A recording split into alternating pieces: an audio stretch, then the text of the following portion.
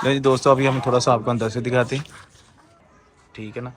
ये देखें, और लेकिन ये बरामदे पुराने हैं, ठीक है ना। ये देखें हर चीज़। आज की वीडियो एक ऐसे गांव की है जो कि ज़िला नारोवाल का हिस्सा है और इस गांव का नाम है सिराज। ये 1947 की पार्टीशन से पहले की इमारत और उसके आगे मंदिर और ये इमारत जिसमें दुकानें हैं, इसका आपको विज़िट कराते हैं। पहले आपको बाहर से दिखाएंगे और उसके बाद इस मंदिर को आप पहली बार अंदर से देखेंगे और फिर बताइएगा ये कौन सा मंदिर हो सकता है जिसका ये खूबसूरत दरवाज़ा और उसके ऊपर झरोके बने हुए हैं। और इसके अंदर एक मुसलमान फैमिली जो कि इंडिया से आई थी 1947 को, वो रहाइश पजीर है।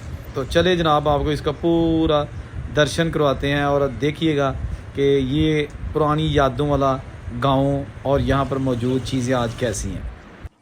लो जी दोस्तों, एक हैगा ये मंदिर है ते ਇਹ ਉਹਦੀਆਂ ਦੁਕਾਨਾਂ ਨੇ ਨਾਲ, ਕਿਉਂਕਿ ਅਮੂਮਨ ਜਿਹੜੇ ਉਸ ਦੌਰ ਤੇ ਗੁਰਦੁਆਰੇ ਜਾਂ ਮੰਦਿਰ ਹੁੰਦੇ ਉਹਨਾਂ ਦੇ ਨਾਂ ਤੇ ਦੁਕਾਨਾਂ ਵੀ ਹੁੰਦੀਆਂ ਸਨ, ਤਾਂ ਕਿ ਇੱਥੋਂ ਜਿਹੜਾ ਨਾ ਪਤਾਸੇ ਵਗੈਰਾ ਜਾਂ ਇਸ ਤਰ੍ਹਾਂ ਦੀਆਂ ਦੁਕਾਨਾਂ ਹੁੰਦੀਆਂ ਸਨ ਖਾਣ ਪੀਣ ਵਾਲੀ ਮਠਿਆਈ ਦੀਆਂ, ਤੇ ਉਹ ਲੋਕੀ ਲੈ ਕੇ ਤੇ ਫਿਰ ਜਨਾਬ ਜਿਹੜਾ ਨਾ ਇੱਥੇ ਵੰਡਦੇ ਵੀ ਹੁੰਦੇ ਸਨ। ਲੇਕਿਨ ਦੁਕਾਨਾਂ ਮੰਦਿਰ ਦਾ ਜਿਹੜਾ ਕਿਰਾਇਆ ਸੀ ਉਹ ਮੰਦਿਰ ਦੀ ਇੰਤਜ਼ਾਮੀਆ ਜਾਂਦਾ ਹੁੰਦਾ ਸੀ, ਕਿਉਂਕਿ ਮਲਕੀਅਤ ਉਹਨਾਂ ਦੀ ਹੈ।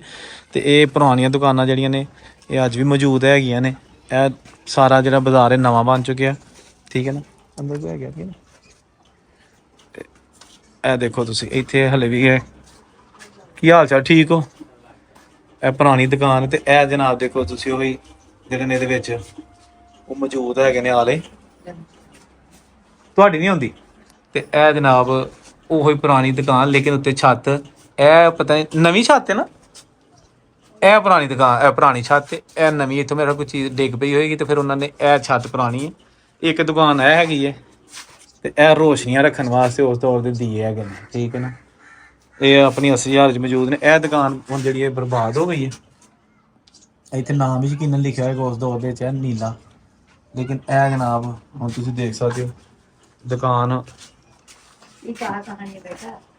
ਜਿਹੜੀ है ना ये ਹੁਣ टूट चुकी है। तो ये जनाब आप देख सकते हैं ये कॉर्नर है, ठीक है ना। और ये बरामदा छोटा सा, और ये यहाँ पर है पुराना मंदिर। ये इसका मंदिर का मेन दरवाज़ा।